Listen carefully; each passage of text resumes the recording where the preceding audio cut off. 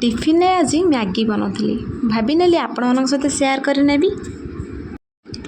यह रेसिपीटी बनवाई जी सहज होता है खावाई भी से टेस्टी और यमी होता है। तेबे चलते जानी ना आज रेसिपी। प्रथम आम मैगी को गरम पानी 1 मिनिट सिझे बाहर करदे। मैं ऑलरेडी बाहर करके रखी सारी। मो पाखरे जी आवेलेबल परिबा सब छोट छोट करी काटी नहीं ता सहित मैगी रो मसला।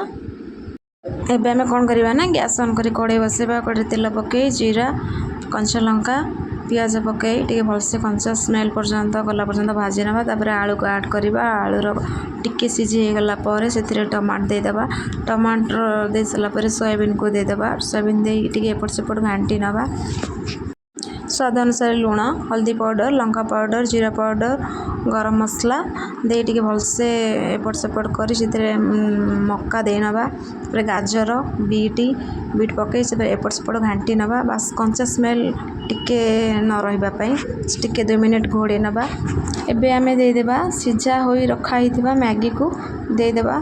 दे भलरे ताको एपट सेपट करी घांटी नवा जे कि मैगी भितर बिंडा बिंडा न रही भलसे घांटा घांटी कर सारा पर लास्ट रे आमे दे नवा खट्टा मिठार मैगीर मसला कि मैगीर टेस्ट को द्विगुण बढ़ई थाए। मैगी मसला पकई सारा 2 ରୁ 3 मिनिट आम ताको भल भाव में घांटी नवा। एबे देखो आमर प्रस्तुत हो गला मसला मैगी। तेबे वीडियोटी आपड़ी पसंद आसी थाए लाइक करने सहित सब्सक्राइब करनी एवं नुआ नुआ नोटिफिकेशन पाइबा पाखरे बेल आइकन को प्रेस करनी। पुणी देखा नेक्स्ट वीडियो रे। धन्यवाद।